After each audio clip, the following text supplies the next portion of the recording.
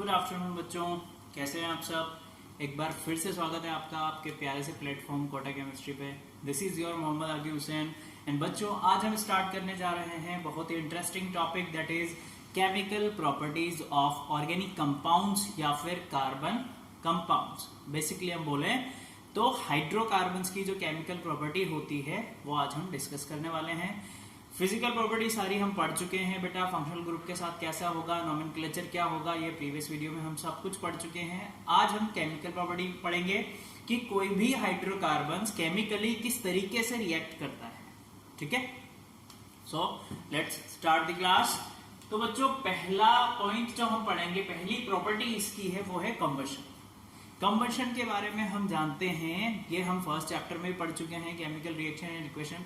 And basically हम जानते हैं बच्चों, कंबशन क्या होता है कि कोई भी सब्सटेंस जब ऑक्सीजन की प्रेजेंस में बर्न होता है या उसे हम जलाते हैं तो वो क्या करता है, ऑक्सीजन की प्रेजेंस में बर्न होकर कार्बन डाइऑक्साइड इन साथ में कुछ एनर्जी रिलीज करता है in the form of heat and light. ठीक है, तो ये तो हुई पर्टिकुलर सब्सटेंस की बात। अब हम बात कर रहे हैं कार्बन कंपाउंड्स की, हाइड्रोकार्बन्स की। तो बच्चों लोग, हाइड्रोकार्बन्स जब ऑक्सीजन की प्रेजेंस में जलता है या बर्न होता है तो हाइड्रोकार्बन क्या देता है बच्चों, कार्बन डाइऑक्साइड, साथ में वाटर भी देता है, यानी वाटर वेपर कुछ निकलता है, और साथ में क्या निकलता है बेटा, एनर्जी भी रिलीज होती है in the form of heat and light. इसलिए हम कह रहे हैं कि जितने भी हाइड्रोकार्बन्स होते हैं बहुत अच्छे फ्यूल की तरह यूज किए जाते हैं, होम में भी यूज किए जाते हैं, इंडस्ट्री में भी यूज किए जाते हैं हाइड्रोकार्बन्स, क्योंकि बहुत अच्छे एनर्जी रिलीज करते हैं हीट एंड लाइट के साथ। ठीक है, तो कंबशन देखिए, डेफिनेशन हमने यहाँ पर लिखी हुई है, आपको आती भी होगी।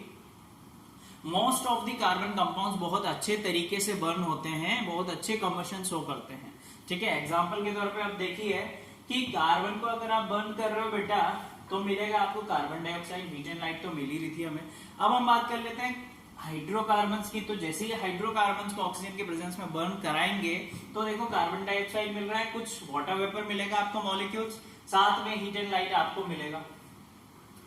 चाहे आप मेथीन, मीथेन, एथीन और ये इथाइन ले लिया, ये हमने अल्कोहल ग्रुप ले लिया, सब में हमने देख लिया हमें क्या मिल रहा है, हीट एंड लाइट मिल रहा है बेटा। इस वजह से जो ये कार्बन ऑर्गेनिक कंपाउंड्स हैं या कार्बन कंपाउंड्स है एज अ फ्यूल यूज किए जाते हैं घरों पर या फिर इंडस्ट्री में एज अ फ्यूल इन्हें यूज किया जाता है। समझ में आ रही बात। चलो, अब बेटा जो आपके कार्बोनिक कंपाउंड्स होते हैं या कार्बन कंपाउंड्स होते हैं, हाइड्रोकार्बन्स होते हैं, वो बेसिकली दो टाइप के होते हैं, एक सैचुरेटेड होता है और एक अनसैचुरेटेड होता है। तो हम यहां पर लिख लेते हैं, एक तो हो गया वही सैचुरेटेड, एक हो गया अनसैचुरेटेड। ठीक है, जो आपका सैचुरेटेड हाइड्रोकार्बन्स होता है, पूरा नाम लिख लेते हैं यहां पर, सैचुरेटेड हाइड्रोकार्बन, और ये अनसैचुरेटेड हाइड्रोकार्बन। ठीक है, अब ठीक है। तो बच्चों, सैचुरेटेड हाइड्रोकार्बन्स जो होते हैं वो क्या करते हैं, क्लीन फ्लेम के साथ बर्न होते हैं, clean blue flame with non sooty, यानी उसमें कोई ऐश वगैरह, स्मोक वगैरह नहीं होता है। ठीक है, तो यहां पर हम लिख लेंगे burn with clean non sooty, यहीं पर लिख रहा हूं मैं इसी के बारे में, नॉन सूटी ब्लू फ्लेम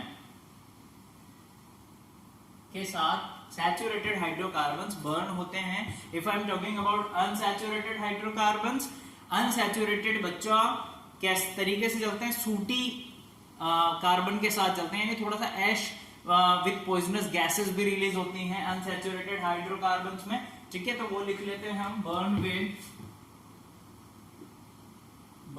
विद सूटी येलो फ्लेम। ठीक है, सूटी येलो फ्लेम के साथ अनसैचुरेटेड हाइड्रोकार्बन्स बर्न होते हैं और सैचुरेटेड ब्लू फ्लेम के साथ, क्लीन फ्लेम के साथ बर्न होते हैं। बात समझ में आ रही है।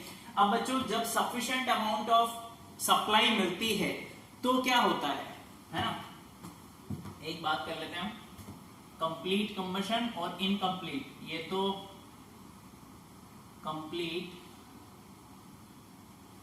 कंबशन, जब कंप्लीट कंबशन होगा तो क्या होगा, सैचुरेटेड हाइड्रोकार्बन्स ब्लू फ्लेम और क्लीन फ्लेम के साथ बर्न होगा। बट बेटा जब कभी भी इनकम्प्लीट सैचुरेशन कंबशन होता है, incomplete combustion, incomplete combustion means होता है कि जो ऑक्सीजन मिल रही थी बर्न होने के लिए, अब वो लैक मिल रही है, थोड़ी कम हो गई है ऑक्सीजन में, ठीक है, ऑक्सीजन की कमी हो रही है ना, सप्लाई लैक ऑफ ऑक्सीजन। यहां पर ऐसे कर देता हूं, एक मिनट सही से लिख देते हैं।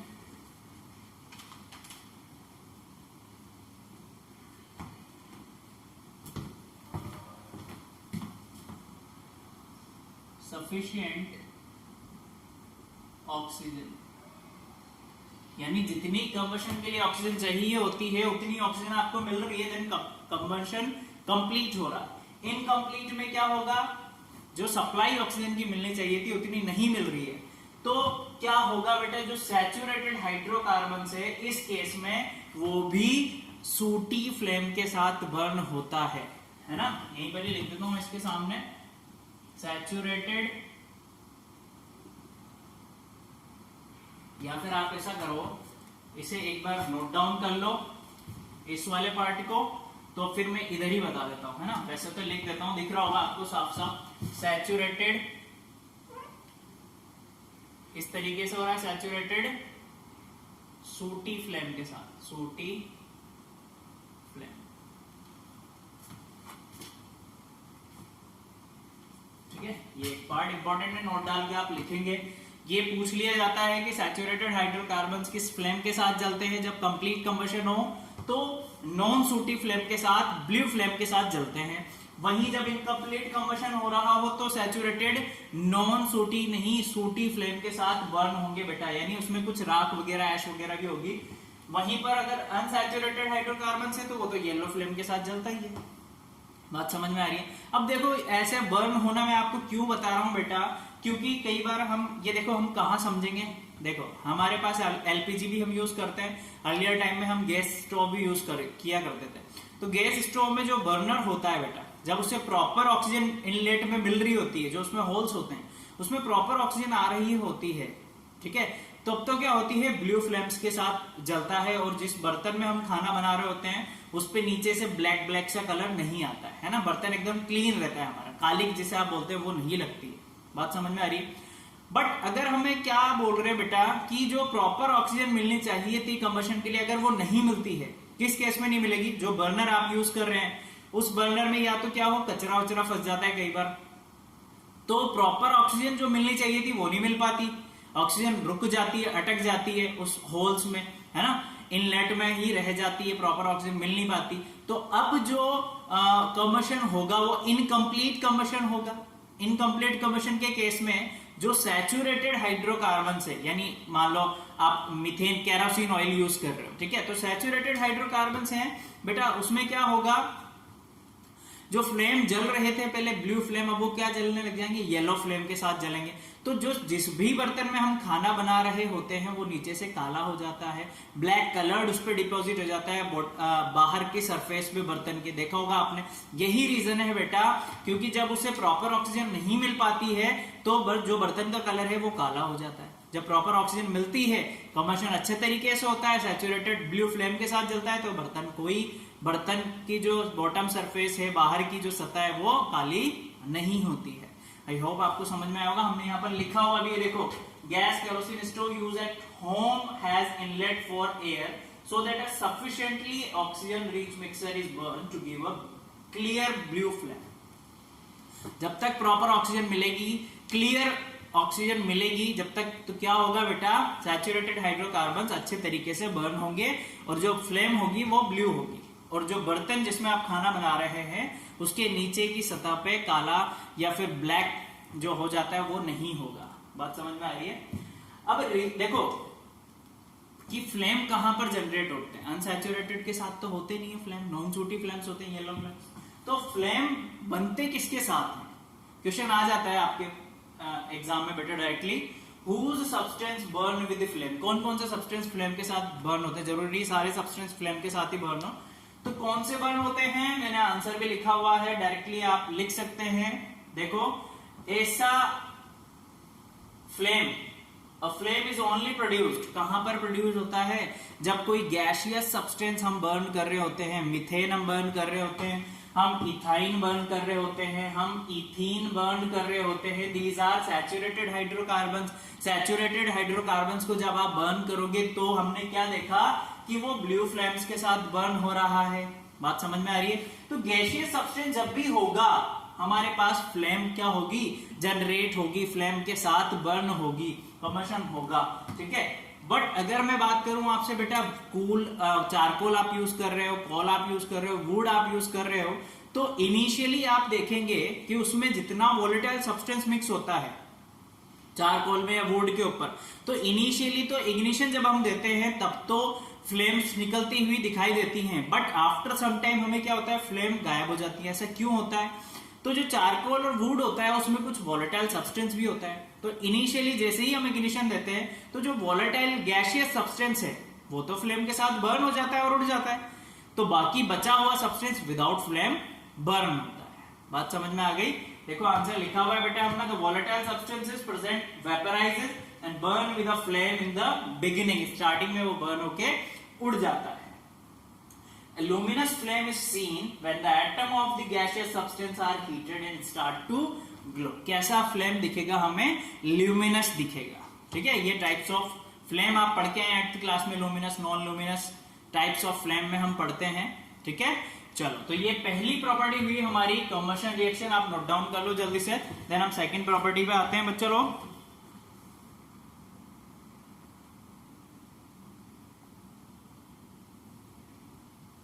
ठीक है बच्चों, तो देखो दूसरी प्रॉपर्टी क्या होती है बेटा आपकी? दूसरी प्रॉपर्टी की अगर हम बात करें तो वो होती है ऑक्सीडेशन रिएक्शंस। अब ऑक्सीडेशन रिएक्शन आपको पता है बच्चों क्या होती है? Addition of oxygen, addition of oxygen and removal of hydrogen is oxidation. ये हम पढ़ के आए बहुत अच्छे से फर्स्ट चैप्टर में। ऑक्सीडेशन जनरल टर्म्स में क्या होता है? तो ऑक्सीडेशन बेसिकली कुछ भी नहीं होता, ऑक्सीजन का एडिशन ही होता है, ठीक है। हमने यहाँ पर लिखा हुआ देखो एक ऐसा प्रोसेस जिसमें ऑक्सीजन को ऐड किया जाता है किसी भी सब्सटेंस में, वो ऑक्सीडेशन ही होता है। बट हम पढ़ रहे हैं, हम बात कर रहे हैं हाइड्रोकार्बन्स की, तो हम बात करेंगे यहाँ पर ऑर्गेनिक कंपाउंड्स की, कार्बन कंपाउंड्स की। तो बेटा कार्बन कंपाउंड्स इजीली क्या हो जाते हैं? ऑक्सीडाइज्ड हो जाते हैं जब हम उनका कंबशन करवाते हैं। बात समझ में आ रही है? जब हम कंबशन करवाते हैं तो वो इजीली ऑक्सीडाइज्ड हो जाते हैं, बट एक इंपॉर्टेंट चीज कि ऑक्सीडाइज तो हो जा रहे हैं, पर कौन करवा रहा है उन्हें ऑक्सीडाइज्ड? मेरी बात सुनिए, ध्यान से सुनना बेटा, कि कोई सब्सटेंस है या कोई कार्बनिक कंपाउंड्स है, उसमें ऑक्सीडेशन हो रहा है तो कोई ना कोई तो करवा ही रहा हो, जाहिर सी बात है। तो जो ऑक्सीडेशन करवाता है, दूसरे को जो ऑक्सीडाइज करता है, उस सब्सटेंस को हम बोलते हैं ऑक्सीडाइजिंग एजेंट। जो दूसरे सब्सटेंस को, या आप बोलें कि कार्बन कंपाउंड्स को ऑक्सीजन देता है, ऑक्सीजन ऐड करवाता है, उसे हम बोलते हैं ऑक्सीडाइजिंग एजेंट। जनरल टर्म्स की अगर हम बात करें, जो ऑर्गेनिक केमिस्ट्री में कॉमनली यूज किए जाने वाले ऑक्सीडाइजिंग एजेंट है बेटा, वो होते हैं आपके 3। एक है आपका एल्कलाइन पोटेशियम परमैंगनेट KMnO4, एक होता है पोटेशियम डाइक्रोमेट K2Cr2O7, एंड एक और होता है nitric acid. These are commonly used oxidising agent. Oxidising agent जो जनरल ऑर्गेनिक केमिस्ट्री में यूज किए जाते हैं, किस लिए? ऑक्सीजन ऐड कराने के लिए। These are oxidising agent that add oxygen to other substance. बात समझ में आ रही है? तो बेटा अब काम क्या है इसका? बेसिकली ये क्या करता है? एल्कोहल को कन्वर्ट करने का काम करता है, किसमें? कार्बोक्सिलिक एसिड में। कैसे करेगा? ऑक्सीडाइजिंग एजेंट जैसे ही हम मिक्स करेंगे, कौन सा? या तो आप पोटेशियम परमैंगनेट ऐड कर लो, या फिर आप एसिडिफाइड पोटेशियम डाइक्रोमेट ऐड कर लो, देन आप इसे हीट दोगे तो किस में कन्वर्ट हो जाएगा, कार्बोक्सिलिक एसिड में। किस तरीके से कन्वर्ट होगा ये जरा ध्यान से देखना। मेरे पास अल्कोहल है, ये 2 कार्बन, ठीक है,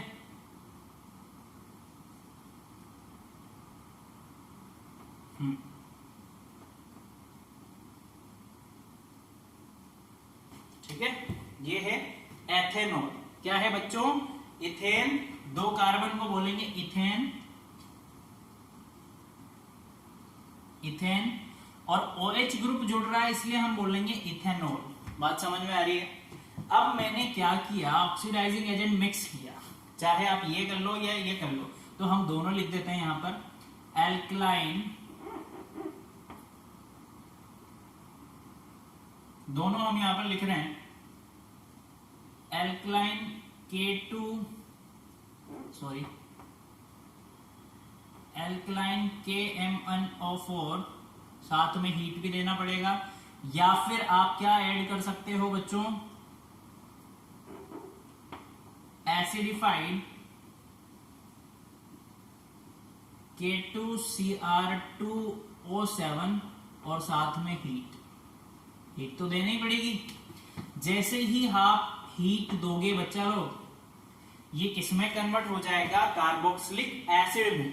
कैसे कन्वर्ट होगा देखो, अब क्या बोला हमने, ऑक्सीडेशन रिएक्शन क्या होती है, addition of oxygen and removal of hydrogen. तो यहां से ये हाइड्रोजन क्या होंगे बच्चों, रिमूव हो जाएंगे।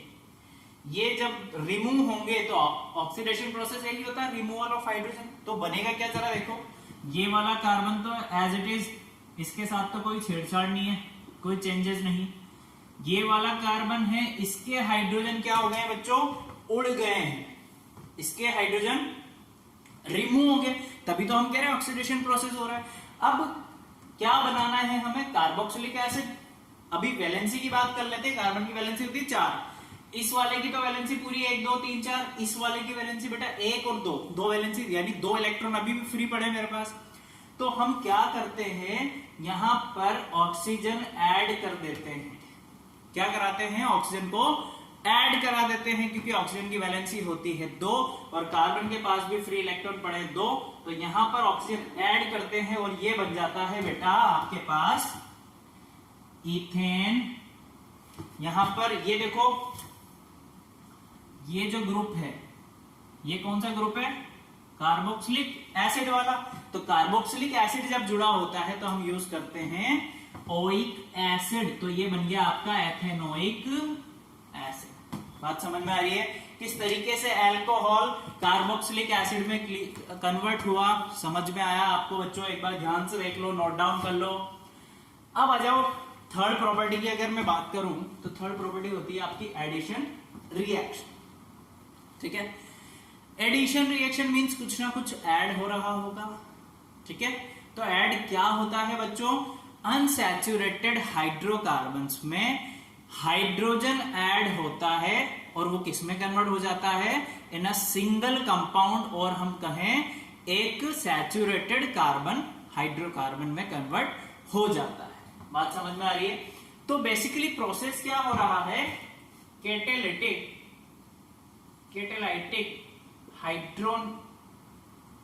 हाइड्रोजिनेशन।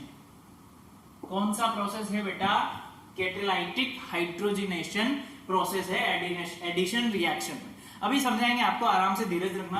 हाइड्रोजिनेशन क्या प्रोसेस होता है, एडिशन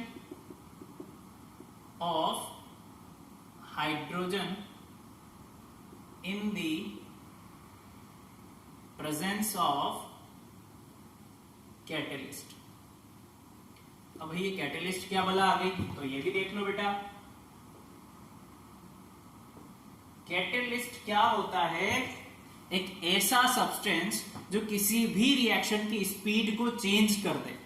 बात समझ में आ रही है, ऐसा सब्सटेंस जो किसी भी रिएक्शन की स्पीड को बढ़ा दे, कम कर दे, इट मींस चेंज कर दे, है ना। It is a substance that change the speed of a reaction। ठीक है, अब कैटेलिस्ट कौन कौन से यूज करेंगे हम एडिशन रिएक्शन में बच्चों? तो कैटेलिस्ट हम यूज करेंगे निकेल, इसका सिंबल होता है Ni। हम यूज करेंगे बच्चों पैलेडियम, इसका सिंबल होता है Pd। और यूज करेंगे बेटा प्लेटिनम, उसका सिंबल होता है Pg। ठीक है, अब डेफिनेशन पे आ जाओ एक बार। Unsaturated hydrocarbons combine with other molecules, वो मॉलिक्यूल्स क्या है? हाइड्रोजन है। क्या है यहां पर लिखा है हमने? कैटालिटिक हाइड्रोजनेशन में एडिशन ऑफ हाइड्रोजन होता है। बात समझ में आ रही है किस तरीके से होता है? देखो जरा, इसको इधर लिखेंगे हम, यहां पर देखेंगे जरा एक बार बच्चों, क्या होगा? कोई अनसैचुरेटेड हाइड्रोकार्बन्स, ठीक है, उसमें मैं क्या ऐड कर रहा हूं? हाइड्रोजन को ऐड करूंगा इन दी प्रेजेंस ऑफ कैटेलिस्ट। तो कैटेलिस्ट क्या यूज करेंगे? आप निकल यूज कर सकते हो, आप पैलेडियम यूज कर सकते हो, आप प्लेटिनम यूज कर सकते हो, और इसमें कन्वर्ट हो जाएगा सैचुरेटेड हाइड्रोकार्बन्स में, सैचुरेटेड हाइड्रोकार्बन्स। बात समझ में आ रही है? क्लियर है यहां तक सबको?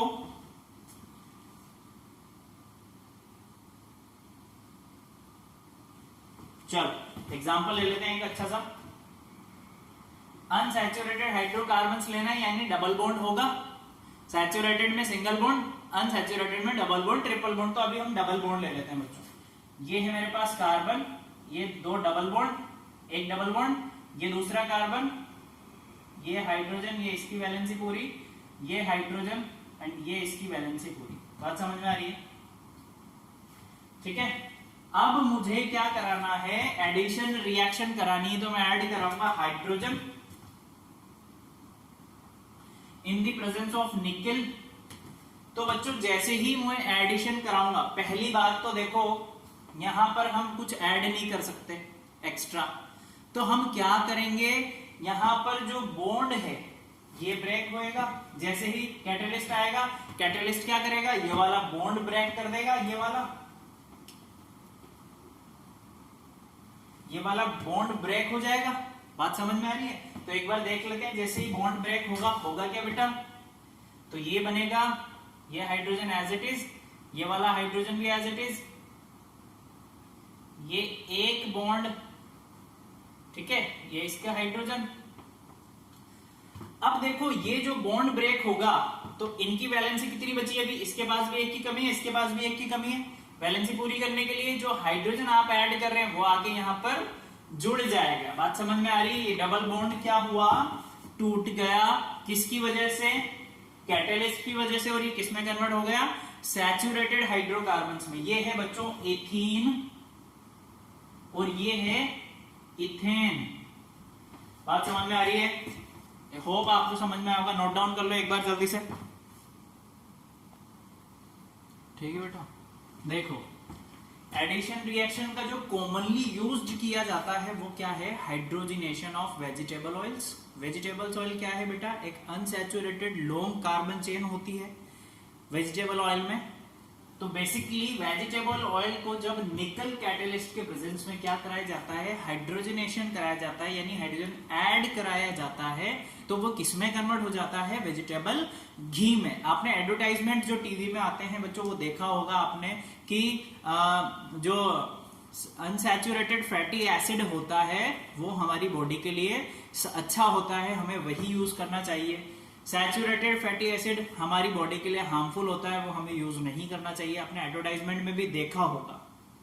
ठीक है, तो हम वेजिटेबल ऑयल ही यूज करते हैं क्योंकि वो क्या होता है? अनसैचुरेटेड फैटी एसिड होता है बेटा, है ना, जो हमारी सेहत के लिए अच्छा होता है। मेरे जैसे हो जाओगे वेजिटेबल ऑयल यूज करोगे तो हमें ये यूज नहीं करना है। बट हम क्या करते हैं? बेसिकली कन्वर्ट करने का काम करते हैं। हाइड्रोजनेशन एडिशन रिएक्शन का मेन मोटो, मेन पर्पस क्या है?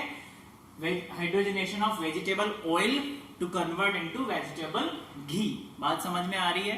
लास्ट प्रॉपर्टी बची है बच्चों सब्स्टिट्यूशन रिएक्शन। सब्स्टिट्यूशन मींस देखो सैचुरेटेड हाइड्रोकार्बन्स में कोई जगह नहीं होती कि हम अदर कोई कंपाउंड्स या कोई एलिमेंट ऐड कर सके, क्योंकि सैचुरेटेड सबसे ज्यादा स्टेबल होता है, उसकी वैलेंसी भी पूरी होती है। अगर मैं बात करूं मेथेन, मेथेन में एक कार्बन के पास 4 हाइड्रोजन, एक कार्बन के पास 4 हाइड्रोजन ऑलरेडी पड़े हुए हैं, इसे किसी की भी जरूरत नहीं है। बट मैं क्या कर रहा हूं, मैं सब्स्टिट्यूट कर रहा हूं। सब्स्टिट्यूट या फिर आप बोलें इसे सिंपल एक वर्ड में बोलेंगे तो रिप्लेसमेंट।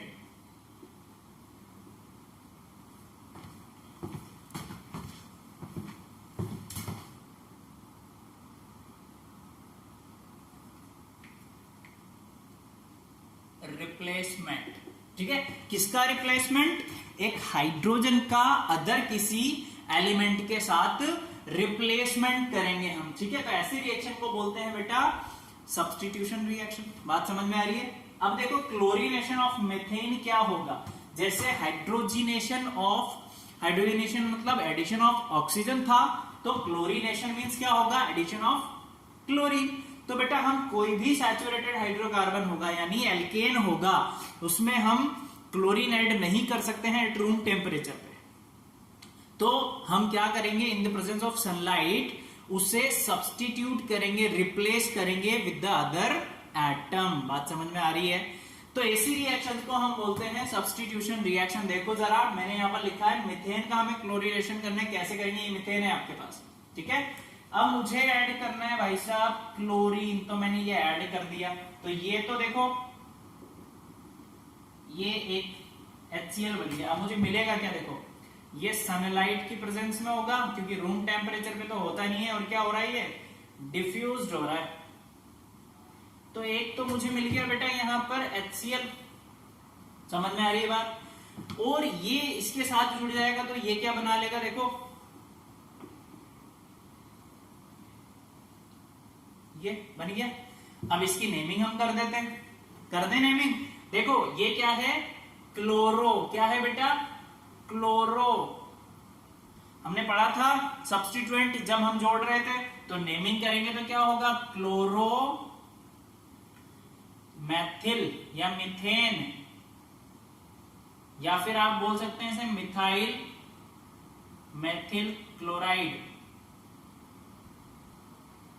कुछ भी आप बोल सकते हैं। बात समझ में आ रही है? अब जरूरी नहीं है कि आपके पास Cl2 की फॉर्म में ही क्लोरीन हो। जब एक्सिस क्लोरीन का यूज किया जाएगा तो फर्दर इसमें भी क्या होगा? Cl2 ऐड होगा। देन फर्दर प्रोसेस चलता रहेगा, है ना।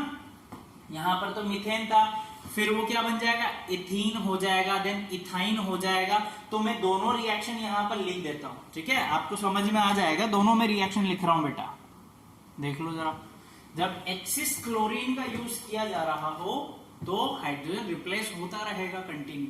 और क्या बन जाएगा? देखो ये बना था आपके पास क्लोरोमीथेन, इसमें फिर से Cl जुड़ेगा बेटा, तो ये बन जाएगा डाइक्लोरोमीथेन। इसमें फिर से Cl जुड़ेगा तो ये बन जाएगा ट्राइक्लोरोमीथेन। इसमें फिर से Cl जुड़ जाएगा तो ये बन जाएगा टेट्राक्लोरोमीथेन, जिसे हम और क्या बोल सकते हैं? कार्बन टेट्रा क्लोराइड में बोल सकता हूं। बात समझ में आई? तो ये आपकी केमिकल प्रॉपर्टी यहाँ पर कंप्लीट होती है। पहली हमने कंबशन पढ़ी, दूसरी हमने ऑक्सीडेशन पढ़ी, तीसरी एडिशन पढ़ी और चौथी सब्स्टिट्यूशन रिएक्शन। यहाँ पर केमिकल प्रॉपर्टी कंप्लीट होती है। बात समझ में आ रही है? ओके, आई होप आपको लेक्चर समझ में आया होगा, आपने एंजॉय किया होगा। Thank you so much. मिलते हैं फिर नेक्स्ट लेक्चर में। बाय।